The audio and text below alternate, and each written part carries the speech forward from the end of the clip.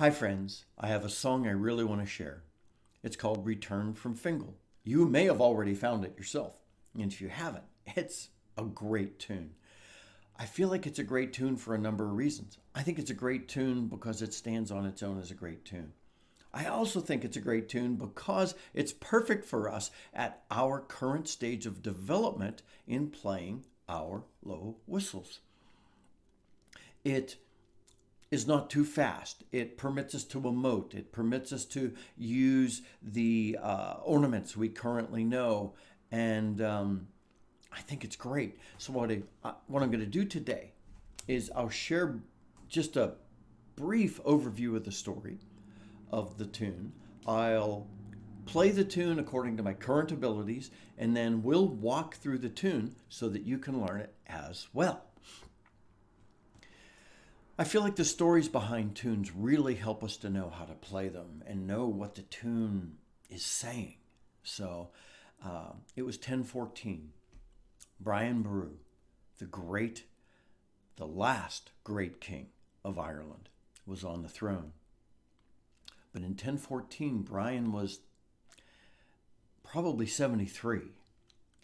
And some usurpers saw his age as an opportunity to take the throne before his son could fully take over, or his grandson.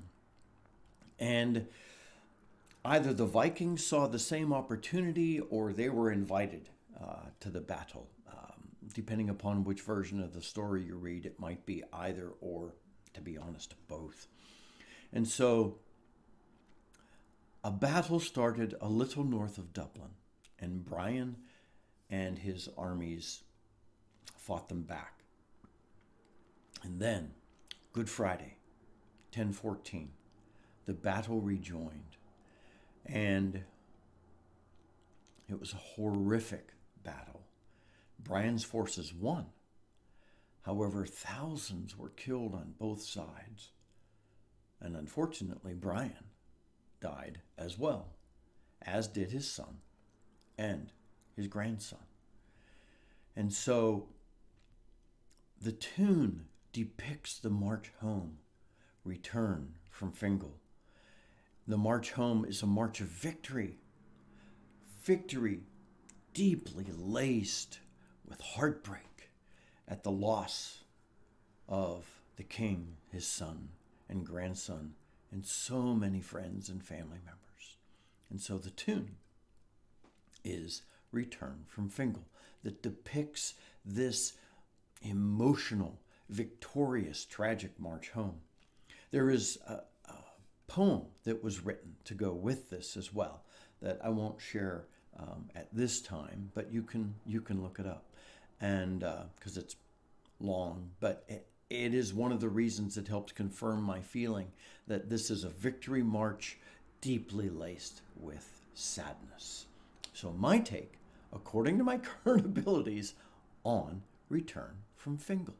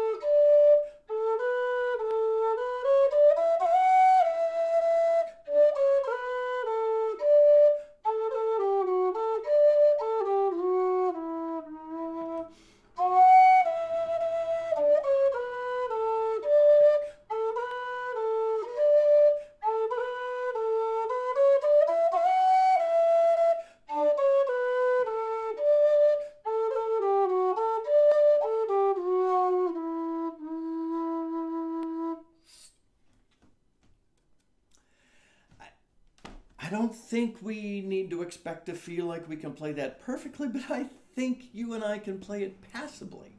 And so that's another reason I love this song. Try and picture the tune as you play it. So let's walk through that tune.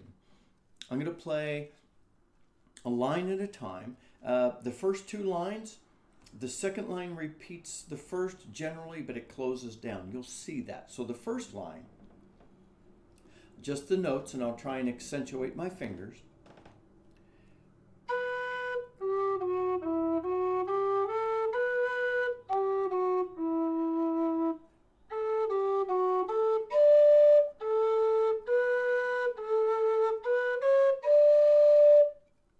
Once again.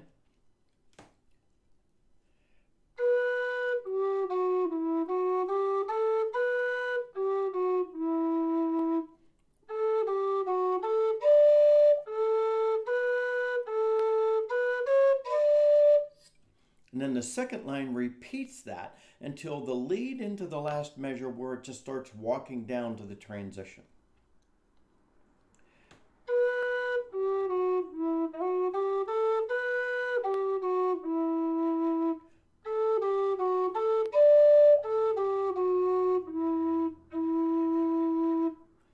Second line again.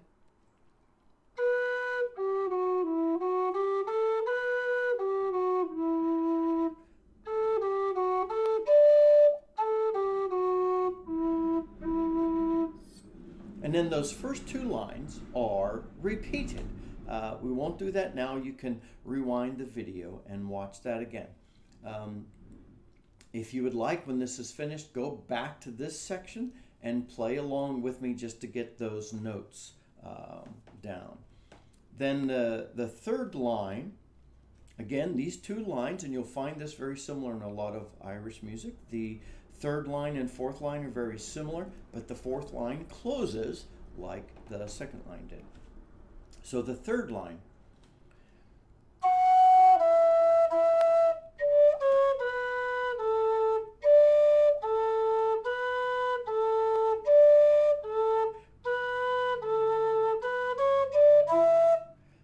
Again on the third line.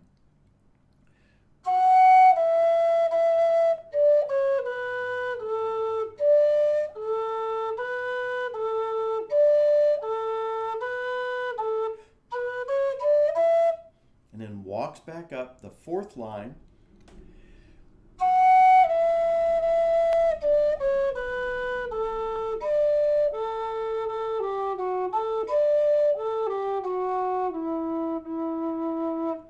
Fourth line again.